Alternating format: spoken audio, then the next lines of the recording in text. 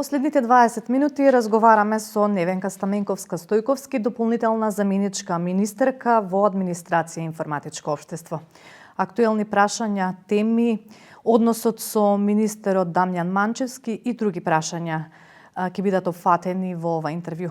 Најпрвен ви благодарам што дојдовте во нашето студио и да одговориме на овие прашања. Добар ден и благодарам на поканата. Првично, меѓу првите ваши пресконференции, веднаш кога седнавте на оваа фотелја, на оваа позиција, да кажам, ја обвиневте власта дека има преку 4000 вработувања, кои што нели кажавте дека се за подкуп на гласачи, посебно во овој период кога следат изборите за неполни 2 месеци. Кажавте дека има и непотизам.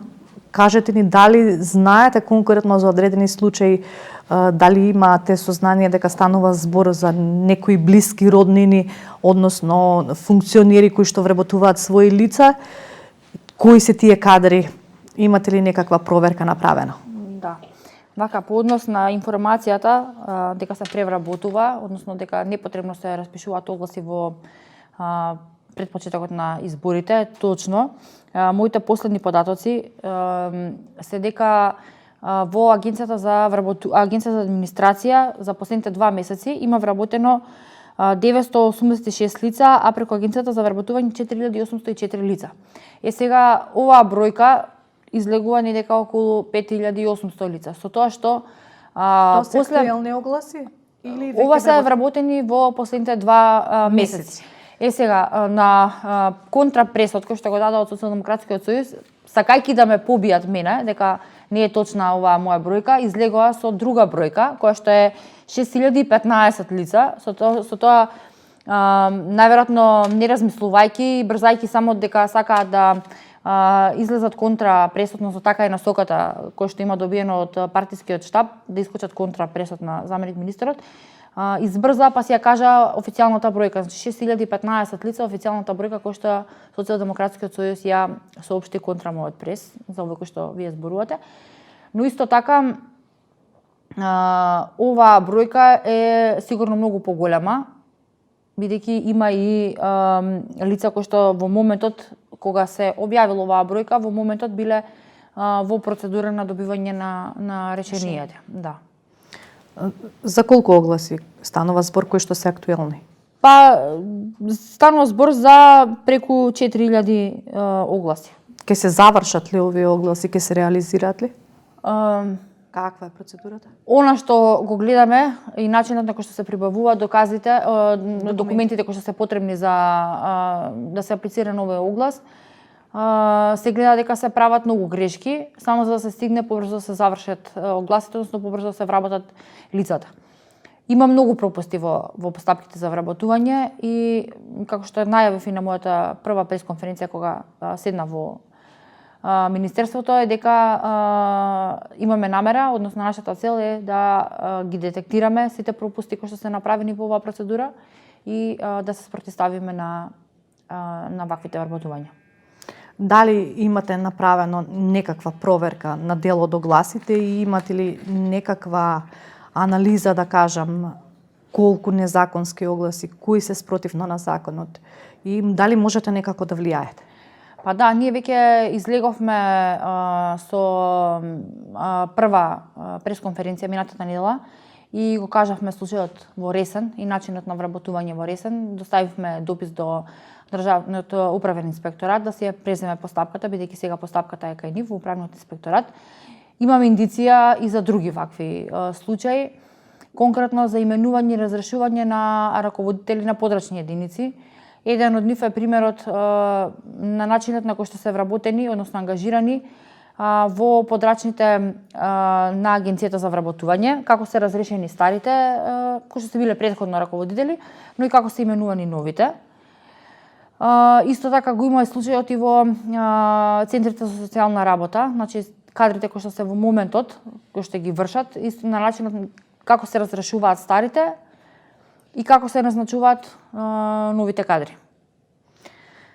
Така, согласно законот, вие можете да ставите вето, односно да не потпишете решенија за работа во рамките на Министерството, односно кои што се однесуваат на кадровски промени тука, во матичното министерство. Во другите министерства или управни органи или по општините каде што ќе бидат вработувани овие кадри, ја немате таа можност. Има ли механизам како тоа можете да го спречите? Вака сега законот во тој дел можеби е малку нејасен, бидејќи во самиот закон вели дека секоја постапка која што се однесува на спроведување на изборите треба да биде со двоен подпис. Но свесни сме дека секое едно вработување кое што се прави сега во моментот е класичен подкуп на гласачи за изборите, бидејќи Социјалдемократскиот сојуз е на власт 3 години. Ако навистина било потребно некој ова лице да се вработи, ако е навистина потребно, зашто не го вработиле во првата година кога дошле на власт? Не го вработиле во втората година. Ако велат дека во некои институции, се согласувам, во некои институции навистина има потреба од вработување, бидејќи не знам, поради смрт, поради пензионирање, поради заминување од лични причини, тие лица мора да се заменат. Но сигурно дека токму овие, како што кажав, со некоја официјална бројка од 6000 за 2 месеци, сигурно не се сите потребни да се вработат во момент, ако не станува збор за подкуп во администрацијата, за подготвување на подкуп за изборите. Процедурата е таква како што е дадена. Ние она што можеме ние да го направиме, односно замениците, техничките министри во моментот, е да се направи контрола на сите согласности, иако тие дел од нив не излегуваат со врзан подпис, но заради спроведување на фери демократски избори, тие согласности се гледаат заеднички. Треба да се гледаат заеднички. Законот е тука нејасен во тој дел, бидејќи пример со назначувањето на Ристо Ставревски во МВР, каде што ДИК донесе одлука дека за ова може со подпис само од министерот, но пред 2 дена се случи во Труд и социјала, кога беа именувани раководителите на подрачните канцеларии, да бидат именувани по истиот принцип, нели само од еден министер, владата донесе одлука да ги поништи. Во следниот период ова треба малку да се прецизира што станува збор за кога станува збор за врзан подпис, кога не станува збор за врзан подпис. Но во секој случај систематизациите кои што сега се носат треба да бидат тоа е тековна работа и не би требало да се кочи од ниту еден министер. Тоа е тековна работа која што е нешто што му е потребна на секоја една институција за да нормално функционира. Нормално се до еден период, до еден момент дека не се види и не се докаже дека тоа се злоупотребува во изборна кампања. Сега ние го имаме пример генералниот секретаријат на владата каде што за 2 години 15 пати ја смениле систематизацијата. Сега апла се гледа дека е со намера да се вработат луѓе кои што дека систематизацијава се креира врз основа на квалитетите кои што ги имаат некои лица, а не да ги вработуваме лицата врз основа на постоечка систематизација. Излеговте и со информација дека се врши притисок на административните службеници во јавни и во државни институции и дека се поведени одредени дисциплински постапки, незаконски распоредувања и отказни решенија. Точно. Колку вакви случаи има и во кои институција? Воедно кажавте дека ќе информирате и Канцеларијата на Европската унија. Да. По однос на последното имав состанок со представници од Европската унија, делегацијата на Европска унија во Република Македонија и веќе ги информирав за ова. И им доставив и официјални документи за лица кои што биле деградирани, распределувани и лица кои што добиле и отказни решенија. За колку лица станува збор? Станува збор за поголем број на лица. Има и лица кои што се плашат да ги дадат своите документи, бидејќи да не претрпат некоја поголема штета, нели, по своето вработување. Сега оние кои што веќе се избркани од работа, поголема штета не може да има, и најголем дел од нив, односно скоро сите си поведува постапка пред судовите. Но последни последни што ги имам, значи Министерството за земјоделство распределува вработени од еден во друг град, иако согласно законот не е дозволено, односно не може да те распредели на друго место кое што е подалеку 50 километри од местото на живење. И сега тука ситуацијата е поинтересна од еден случај, бидејќи сите оние кои што се жалеа во рамки, нели, прво се жалат во рамки на институцијата, потоа до Агенцијата за администрација. Агенцијата за администрација мери 50 километри од Клучката во Хиподром, надворот од Скопје, до првата табла во градот кај што лицето е распределено. Значи, лицето не живее на Клучката во Хиподром и не живее на автопат, туку живее во домот кај што живее. Значи, тоа може да биде, ако во Скопје, може да биде во Ѓорче, и километражата е уште поголема од таа 50 километри која е предвидена. И Агенцијата за администрација тука е учесник во оваа постапка, бидејќи таквите распределувања тие даваат еден вид на амин. Односно се согласува дека тоа лице треба да биде распределено, и што е уште еден доказ дека се распределуваат лица кои што на некој начин се неподобни за... Не се партиски истомисленици или како? Па и не се партиски истомисленици, ама некои од нив не се подобни, бидејќи има и луѓе кои што не се партиски, кои што луѓе никош не била никаква допирна точка со партија. Значи, такви лица има кои што се распределени за икс други причини. Има лица во Агенцијата за вработување кои што се однесени по повеќе од Охрид во Скопје, распределен. За тоа лице да го донесеш ти од Скопје, првен законот не дозволува, бидејќи има повеќе од 50 километри. Друго, на тоа лице ти треба да му обезбедиш превоз. Ако не му обезбедиш превоз, согласно законот треба да му обезбедиш одвоен живот. Сега овие лица немаат никакви финансиски дополнувања од согласно законот. Значи, од Скопје, од Охрид во Скопје, ниту делот кој што се нарекува за одвоен живот не му се плаќа. И дополнително овие лица се тортурирани, дисциплински постапки. Едно лице има по 4-5 дисциплински постапки за разни работи, за банални работи. Зашто не имало уклучено грејење во просторијата? Зашто грејењето не било уклучено? Па зашто било некош кога требало да биде уклучено, се исклучило, не вратиле клучеви, не знам, банални ситници кои што законот се вели дека може само да минимално укажување за непочитување на некој правило, кои што не се непочитување на некоја правило. На кој основ е направено ова? Има ли некаква позадина политичка? Има политичка позадина. Политичка позадина е да се донесат нивни партиски војници. И така се случува. Да се избркаат овие? Да се избркаат овие и на нивно место да се донесат нивни партиски трчачи. Да се донесат луѓе кои што од царината револуција досега не ги сместија, да се донесат луѓе кои што треба да им работат за изборите, бидејќи има информации дека на некои места има вработувани нивни председатели на, како им се викаат, општински ограноци, лица кои што им се во структурата на Социјалдемократскиот сојуз, треба да им вршат работа за време на изборите, ги вработуваат по државните институции со цел да имаат подобра контрола во институциите. Мислам дека тогаш извадивте некоја бројка од над 130 случаи вакви. 150 дисциплински постапки се поведени само во Генералниот секретаријат. Кога ги земеме целата администрација може да искочат голема бројка. Не сакам да шпекулирам со бројка, но ако ја земеме репер само Генералниот секретаријат 150 дисциплински, и сега имаат најава на нов бран на дисциплински, веќе ме информираа дека им се заканиле дека нови дисциплински ќе им бидат поднесени во исто во Генералниот секретаријат. Дел од овие луѓе кои што беа избркани со доаѓањето на власт на Социјалдемократскиот сојуз си поведоа постапки пред судовите. Дел од нив веќе добија правосудни судски пресуди, но сега е куриозитетот што во институциите не знаат, наводно не знаат како да ги вработат.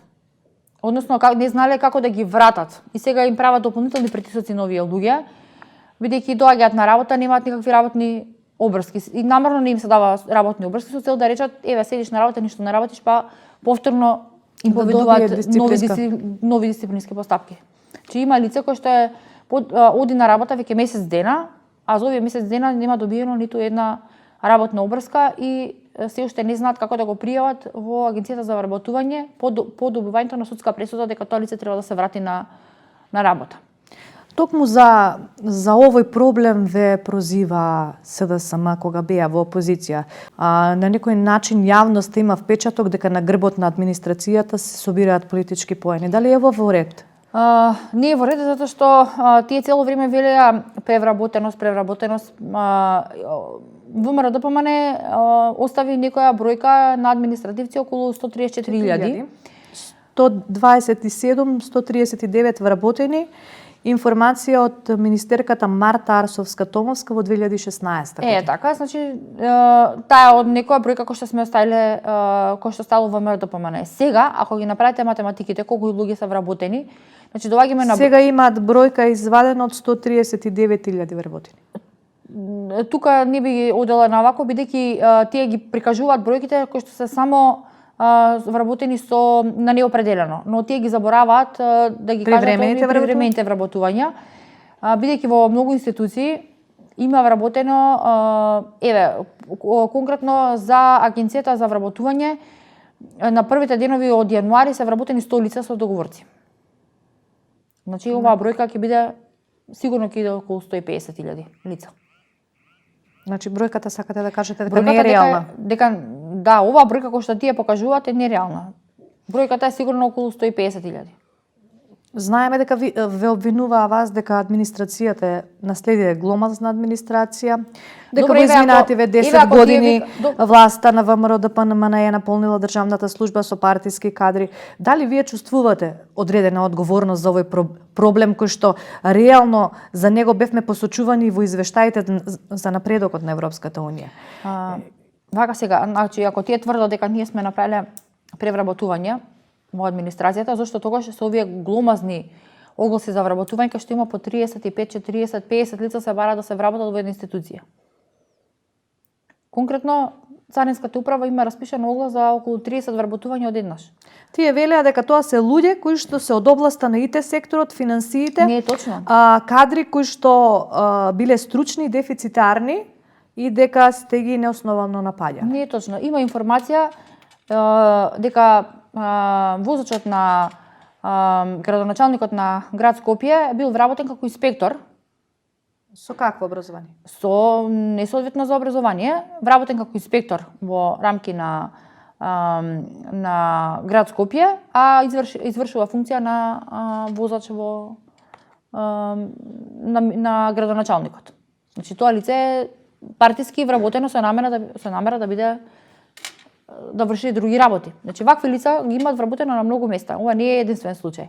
Има лица кои што се вработени за да едноставно прават, не добиваат никакви работни обврски, се вработуваат за да прават контрола на вработените во институцијата.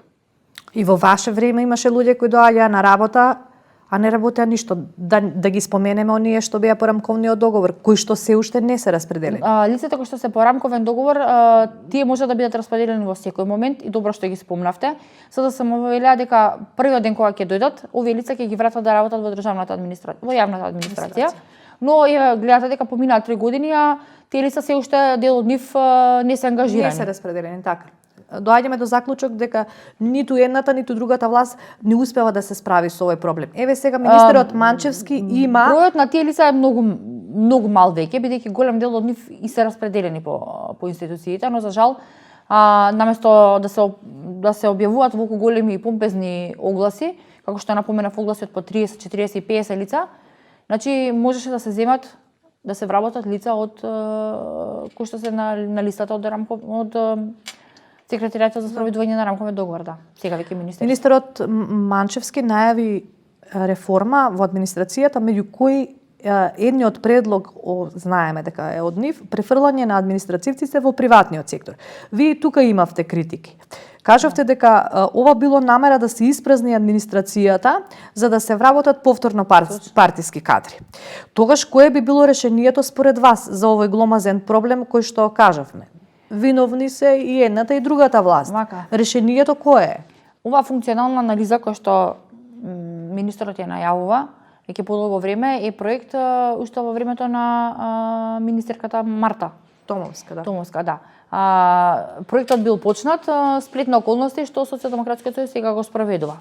Но што е тоа што они прават и тоа што во тој момент не било развиено, дека тие со таа функционална анализа сакаат да направат листа на неподобни лица во рамките на една институција, да ги стават на една трансфер листа и во самиот закон кој што го имаат предвидено, статусот на овие лица не е осигурен.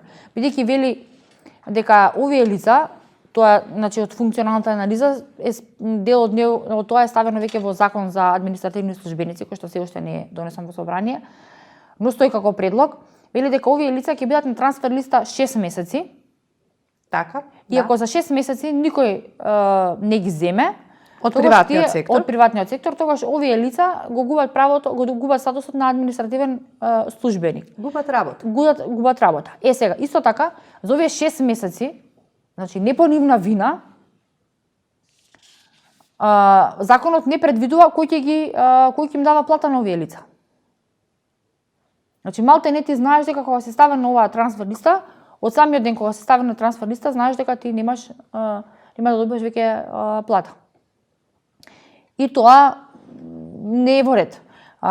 Вие имате проблем во селекцијата на луѓето кои што ќе бидат префрлани во приватниот сектор. Начинот на кој што работеше Социјалдемократскиот сојуз во овие 3 години е доказ дека тие нема да работат транспарентно и дека ќе наоѓаат начин секој ден кој што е за нив неподобен. Не зборам само партиски неподобен, туку заради икс разни други причини неподобен. Да биде ставен на таа листа на во приват. трансфер листа. Па добро, а нели во приватниот сектор се попримамливи платите, поголеми од администрацијата, нели тоа беше мотивот за да се нигдека во законот кој што сега е предвиден, така. Значи не стои начинот на кој што овие лица ќе бидат заштитени. Значи во ниту еден член од самиот закон не стои каде како лица вие ќе бидат заштитени. Според мене, можеби е подобро да се направи да има таква трансфер листа, но само да биде по лично барање на вработениот. Да биде по лично барање на вработениот и да се осигура дека додека е на таа трансфер листа дека ќе зема плата од органот кај што е вработен, ќе си ги извршува своите работни обврски.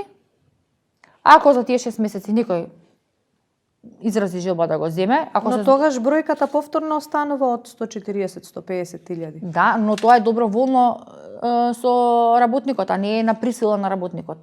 Че мене јас да земам да се ставам на таа трансфер листа, 6 месеци да си работам, да се продолжам да си работам во институцијата кај што си работам, си земам плата да си ги извршувам работните обврски и ако отекот на тие 6 месеци друга институција, од приватниот сектор изрази желба, односно каже дека сака да ме преземе, да ги договориме условите, ако се согласувам со тие услови, да преминам во приватен сектор. Ако не се согласувам со тие услови, тогаш да си останам во администрацијата кај што си работам и да бидам избришана од таа трансфер листа.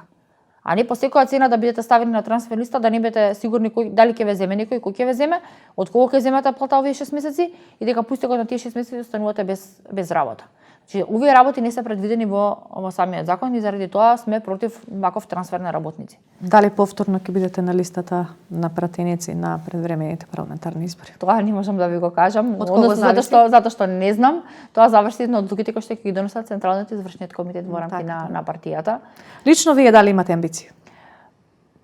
Чим сум се нафатила до сега да работам и да извршувам и функцијата на пратеник и функцијата на заменик министер, сигурно дека имам и амбиции, но конечната одлука ќе биде на Централниот и на извршниот комитет, бидејќи тие се телата во партијата кои донесуваат вакви одлуки. Ви благодарам на разговорот. Ви благодарам за поканата. Ова беше интервјуто со Невенка Стаменковска-Стојковски, дополнителна заменичка министерка во Министерството за државна администрација и информатичко општество.